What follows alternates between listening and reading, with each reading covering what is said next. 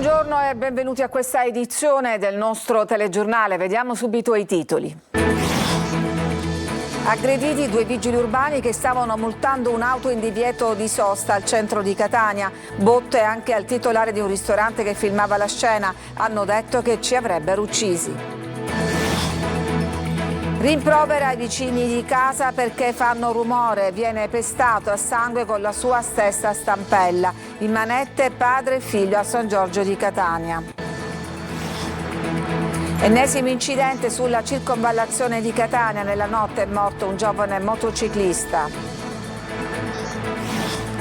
La CGIL si mobilita contro il governo regionale, dalla carenza d'acqua al sistema sanitario e gli incidenti sul lavoro. È tutta colpa di Schifani, accusano.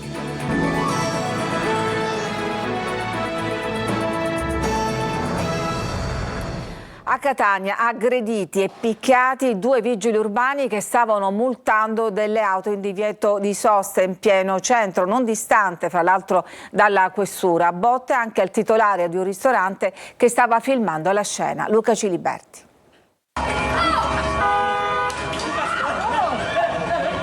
Due vigili urbani aggrediti, il titolare di un ristorante picchiato e alcuni collaboratori del locale presi a calci e a pugni. E infine 2 arresti. Questo è il bilancio di una rissa avvenuta nel tardo pomeriggio di ieri in piazza Adamo, alle spalle della Basilica Collegiata di Catania, a pochi passi dalla questura e dal municipio. Questi i fatti. Il titolare del locale, trovando ostruito l'ingresso da un'auto parcheggiata in divieto di sosta, si è rivolta alla polizia municipale che è arrivata sul posto e ha verbalizzato l'infrazione. Vedendo la scena, i proprietari della vettura che gestiscono un autonoleggio della piazza si sono avvicinati ai vigili aggredendoli e minacciandoli prima verbalmente. Vista la scena, il proprietario del ristorante ha deciso di filmare tutto con il suo telefonino. Da lì il putiferio, come mostrano queste immagini. Questi fratelli, specialmente uno, nel frattempo che li arrestavano, ha dichiarato che noi eravamo morti e che sarebbero, una volta usciti o non so dal carcere o da che cosa, sarebbero tornati con le pistole e ci avrebbero sparato e ci avrebbero ucciso a tutti. Inutili tentativi dei dipendenti del locale di allontanare l'aggressore, che ha prima sferrato 2 pugni alla vigilessa e poi ha colpito ripetutamente il titolare del ristorante con un pesante sgabello. L'uomo ha dovuto fare ricorso alle cure del pronto soccorso dell'ospedale Garibaldi, riportando una ferita con diversi punti di sutura alla testa e contusioni in tutto il corpo. I vigili urbani invece se la sono cavata con 7 giorni di prognosi. I 2 aggressori, che sono anche i titolari del baretto presente nella piazza, saranno processati per direttissimo. E purtroppo il ricorso alla violenza è sempre più diffuso. A San Giorgio, un quartiere di Catania, padre e figlio sono stati arrestati per tentato omicidio ai danni di un parente che li avrebbe richiamati perché facevano troppo rumore. Desiree Ferlito. Li avrebbe richiamati per il troppo rumore proveniente dalla loro abitazione, esplodendo un colpo di carabine in aria. Sarebbe questo il movente che ha scatenato la reazione furiosa di padre e figlio a San Giorgio, culminata nel tentato omicidio di un vicino, con loro imparentato. Giovanni Battista Spampinato e il figlio Gioacchino, agli arresti domiciliari per altri reati, sono stati arrestati da agenti della squadra mobile di Catania. La vittima è arrivata all'ospedale San Marco di Catania in codice rosso, con diverse ferite al volto e agli arti. Per picchiarlo gli aggressori avrebbero utilizzato una stampella di alluminio utilizzata dall'uomo per deambulare. Nonostante la mancata collaborazione della vittima, che non ha fornito indicazioni utili per identificare i suoi aggressori e ricostruire il movente dell'accaduto, appena pochi riferimenti generici a un gruppo di giovani che l'avrebbero picchiato dinanzi casa, le indagini hanno permesso, mediante la testimonianza di altri familiari, di risalire alla dinamica dei fatti. Sulla circonvallazione di Catania si continua a morire, nonostante gli ultimi provvedimenti presi dall'amministrazione non si fermano gli incidenti. L'ultima vittima, un giovane motociclista. Adelaide Barbagallo. Il terribile schianto nella notte appena trascorsa. Un nuovo incidente mortale si è verificato sulla circonvallazione di Catania. A perdere la vita Francesco Pulvirenti, un giovane di 26 anni originario di Misterbianco. Nonostante gli autovelox, i semafori intelligenti, in questo asse viario si continua a morire e si conferma molto pericoloso. Alta velocità, distrazione, la non osservanza delle regole del codice stradale, le principali cause. Sull'asfalto i segni di quest'ultimo incidente. Il giovane era in sella alla sua moto, una BMW, procedeva in direzione Misterbianco. All'altezza di via Vincenzo Giuffrida l'impatto con un'auto che procedeva nella stessa direzione. La dinamica esatta è da ricostruire. Gli agenti della squadra mobile di Catania sono stati i primi ad arrivare sul posto e hanno fatto di tutto per rianimare la vittima. Purtroppo tutto è stato vano, anche l'arrivo del personale del 118. Ma sono bastati pochi minuti di osservazione alla nostra troupe per registrare diverse pericolose imprudenze. Guardate cosa avviene in questo tratto della circonvallazione. I mezzi che sbucano da via dei Salesiani tagliano la strada a chi sta per girare sul viale Marco Polo, e tutto questo per evitare un piccolo tratto che li porterebbe alla rotatoria del viale Vittorio Veneto e procedere nella direzione desiderata. Questo semaforo viene spesso ignorato e c'è chi con moto o bici utilizza gli spartitraffico per attraversare. Al Policlinico di Catania resta intanto ricoverata in gravi condizioni Anna, la ragazza irlandese investita pochi giorni fa in viale Andrea Doria. Tenta la spaccata ad un negozio di parrucchiere nella zona di Corso Finocchiaro Aprile a Palermo, ma dopo aver fatto irruzione fugge prima dell'arrivo della polizia. La descrizione che ne ha fatto un testimone ha consentito però agli agenti, li vedete in queste immagini, di arrestare l'uomo che si era nascosto dietro un bancone a poca distanza dal mezzo utilizzato per la spaccata e poi abbandonato. La CGIL si mobilita contro il governo regionale, dalla carenza d'acqua al sistema sanitario agli incidenti sul lavoro. È tutta colpa di Schifani, dicono. Marco Gullà. La Sicilia deve superare tante criticità, dal sistema sanitario inadeguato ad una gestione dei rifiuti inefficiente e poi il problema dell'approvvigionamento idrico. La CGIL alza la voce e lo fa nel corso di una conferenza stampa a Palermo. Obiettivo l'apertura di una fase di mobilitazione per ottenere risposte dal governo regionale sui principali problemi aperti. Sul banco degli imputati, secondo il sindacato, c'è il governo presieduto da Renato Schifani, in particolare sul tema della sicurezza sul lavoro. Sono arrivati qualche decina di ispettori sulla base della convenzione che è stata fatta con l'Istituto Nazionale del Lavoro, ma non mi pare che abbiamo prodotto risultati significativi. Noi abbiamo bisogno di un reclutamento molto più profondo, abbiamo una carenza di circa 400 ispettori, ma questo si innesca nel processo più generale di un governo della regione che non mette il lavoro, la qualità del lavoro, la dignità del lavoro al centro delle proprie attenzioni. E poi altra grande criticità, l'acqua che non c'è e che rischia di diventare un problema ancora più acuto se non pioverà. Rivendichiamo è che oggi non bisogna soltanto accendere i riflettori appunto su questa criticità, ma abbiamo bisogno di risposte strutturali, e una risposta strutturale non passa con questi piccoli interventi, trivellazioni piuttosto che altre cose, quando il 53% dell'acqua si perde lungo tutta la rete infrastrutturale idrica. Noi abbiamo bisogno innanzitutto di una nuova e di una diversa governanza. Oggi noi abbiamo diversi modelli che insistono nella nostra regione, tutti fallimentari. Il sindacato ipotizza una nuova Sicilia nell'area euromediterranea, guardando a politiche per una transizione ecologica socialmente sostenibile, per la tutela del suolo, per un nuovo modello energetico e industriale e per un'agricoltura di qualità. E a proposito di emergenza idrica, si aggrava la crisi nell'Agrigentino a causa di un guasto al potabilizzatore. Molti comuni rimangono a secco. Davide Sardo. Stop al potabilizzatore a Santo Stefano di Quisquina, nell'entroterra montano della provincia di Agrigento, territorio ricco di sorgenti spesso sfruttate dalle multinazionali dell'imbottigliamento. Il guasto all'impianto, che ha il compito di rendere l'acqua dei pozzi potabile, aggrava la crisi e l'AICA, l'ente gestore del servizio, è al lavoro per la riparazione necessaria per restituire l'erogazione ad ampia parte dei comuni della provincia, compresi il capoluogo e grossi centri come Favara, Porto Empedocle e Canicattì. Altrettanto ridotte la fornitura a Grotte, Naro, Racalmuto, Castrofilippo, Campobello di Licata e Ravanusa. Ad Agrigento i cittadini sono sempre più esasperati. Si rischia un inverno senza acqua e oltre a pensare a quest'inverno dobbiamo pensare ai prossimi anni, ai prossimi decenni. Ci sono alcuni quartieri, parlo della via Callicrati, parlo della via Manzoni, dove la situazione a 9 giorni eravamo il mese di agosto, a 9 giorni siamo il mese di ottobre, quindi la situazione è rimasta tale e quale. E c'è gente che ha 1500 litri di scorta e chiaramente per 9 giorni sono insufficienti in una famiglia. La protesta all'oltranza in piazza Pirandello, giunta ormai al 9° giorno, proseguirà finché non interverranno rimedi seri e concreti contro la sete. A Messina il Consorzio Autostrade Siciliane ha avviato una campagna di raccolta dei rifiuti che vengono lanciati negli svincoli, oltre 300 i chili raccolti in 2 giorni. Francesco Triolo. La lotta all'inciviltà è una battaglia persa. Quindi stiamo pensando di usare sistemi coercitivi più diciamo, diretti. Tolleranza zero verso chi getta i sacchetti di spazzatura in autostrada, nelle rampe d'accesso della tangenziale a Messina o nelle aree di sosta lungo la A18 o la A20. Lo aveva preannunciato il direttore generale di Autostrade Siciliane Franco Fazio qualche settimana fa e lo ha fatto. Questa mattina sono stati circa 300 i chili di rifiuti raccolti dalle squadre della manutenzione del CAS che hanno setacciato le rampe d'accesso della tangenziale di Messina negli ultimi 2 giorni. Un problema di civiltà difficile da estirpare e quindi si è deciso di passare alla repressione.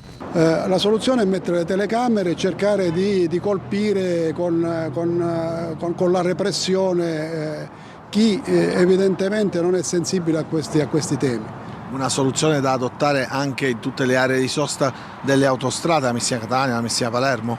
Assolutamente, nelle aree di sosta è più semplice perché basta che c'è la ditta che va a raccogliere periodicamente i rifiuti, pure se è un lavoro abbastanza oneroso, però è più semplice. Qua il problema è che ci sono dei grossi rischi, ripeto, sia per gli operatori che devono fare il lavoro, ma soprattutto per l'utenza che si trova a traffico aperto questi lavori che comportano dei rischi altissimi.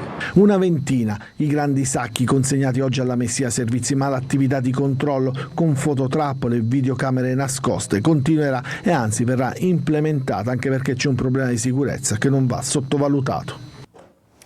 Dopo le polemiche, presentato ieri a Palermo il libro su Giovanni Brusca, l'autore, don Marcello Cozzi, dice: il suo pentimento ci dà fastidio. Marco Gullà. Era chiamato lo Scannacristiani, colui che ha sciolto nell'acido un bambino, artefice dei più efferati delitti di mafia. Fece anche esplodere la bomba a Capaci che uccise Giovanni Falcone, la moglie e gli agenti della sua scorta.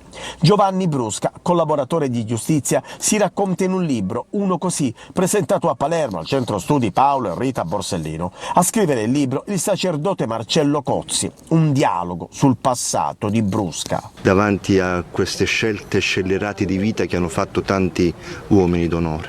In tante persone come Giovanni Brusca, in tanti cosiddetti pentiti di mafia, ho incrociato percorsi di ravvedimento. Ora la parola ravvedimento è una parola molto complicata perché non sono percorsi uguali l'uno all'altro, sono percorsi complicati, complessi. Il paradosso che ho incontrato spesso è che spesso noi chiediamo a queste persone di pentirsi. Nel momento in cui queste persone si pentono è un problema per noi e un po' il loro pentimento ci dà fastidio.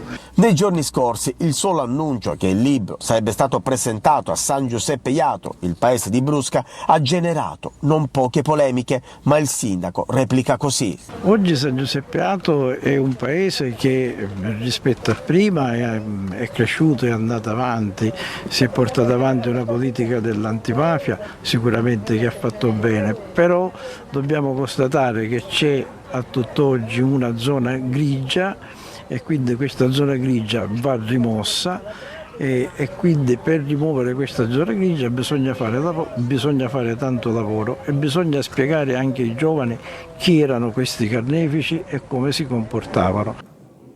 Ci fermiamo, c'è una pausa per la pubblicità, torniamo dopo con altre notizie.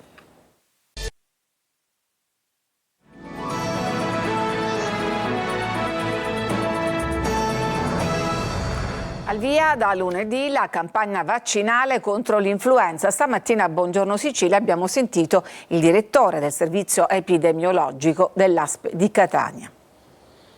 La campagna vaccinale inizierà il 14 ottobre, a metà ottobre come ogni anno, con la vaccinazione presso i nostri ambulatori e soprattutto presso gli ambulatori dei medici di medicina generale che da alcuni anni collaborano attivamente svolgendo quasi tutta l'attività vaccinale nei loro studi.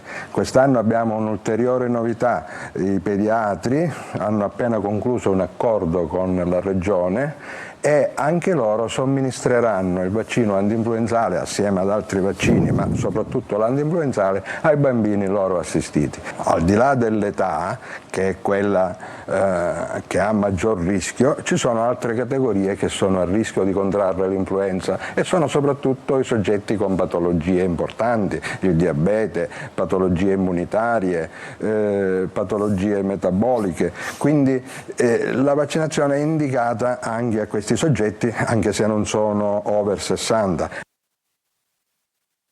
Dell'innovazione per una sanità che rilancia il meridione è l'obiettivo della quarta edizione dell'Expo Medicina, in programma dal 19 ottobre a Catania. Desiree Ferlito.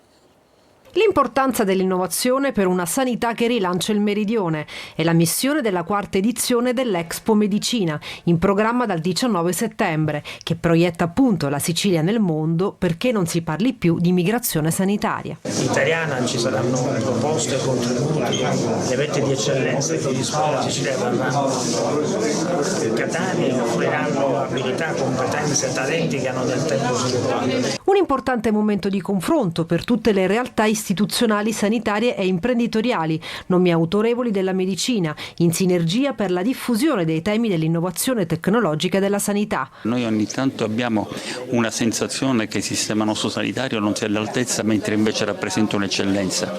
Il fatto che tutte le aziende si riuniscano per comprendere anche come giovarsi delle sfide che lo sviluppo tecnologico consente di darci, certamente è da guardare con favore. Robotica, intelligenza artificiale e nuove sfide, dove però il capitale umano rimane sempre al centro. La mobilità passiva va sempre a decremento, a scemare rispetto a una mobilità attiva. Diventiamo noi attrattivi verso altre regioni. Questa è una grande soddisfazione. 24 convegni, tutta la sanità siciliana sarà presente all'Expo Medicina. Tutti i 18 direttori delle aziende del servizio sanitario regionale per rilanciare il più importante evento del meridione d'Italia, coinvolgendo i principali attori della sanità nazionale. Evidentemente il sindaco, le persone intervistate era il sindaco di Catania Enrico Trantino. Adesso ci fermiamo, c'è una pubblicità, torniamo dopo con la pagina sportiva.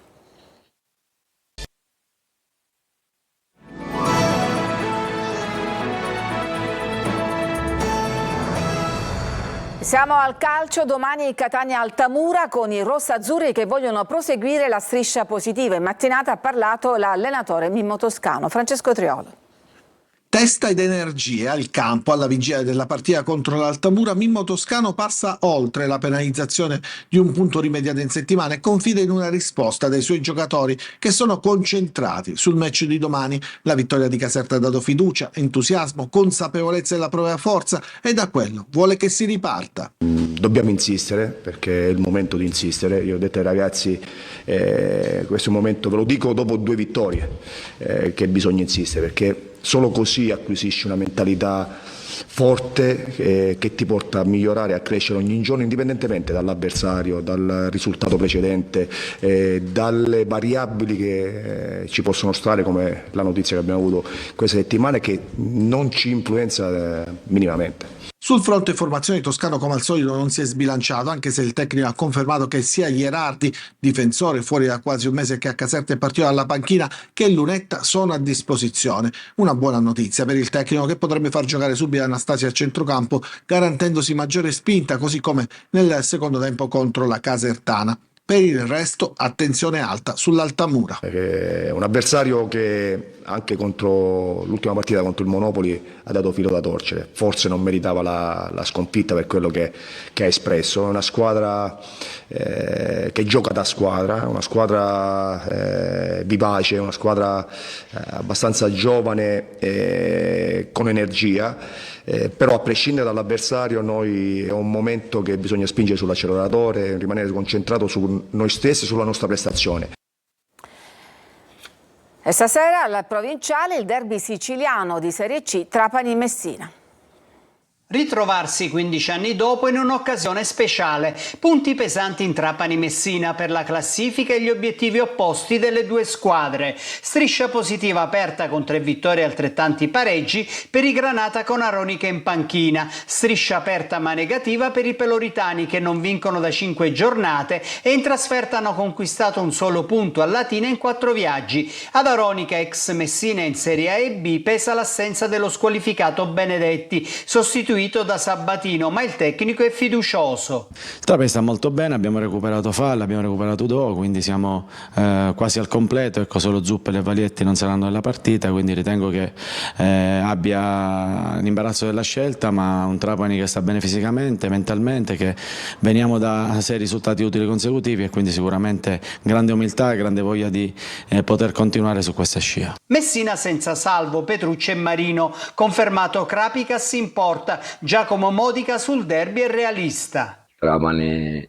per noi rappresenta Golia, noi siamo tanti Davide, però sai che nella vita può succedere anche che Davide può fare qualche brutto scherzo a Golia, quindi dobbiamo essere consapevoli delle nostre forze, dobbiamo essere consapevoli delle nostre capacità. Tanto pubblico al provinciale, 204 i tifosi messinesi, arbitra Zanotti di Rimini. Finisce qui questa edizione, grazie per averci seguito, vi auguro un buon pomeriggio.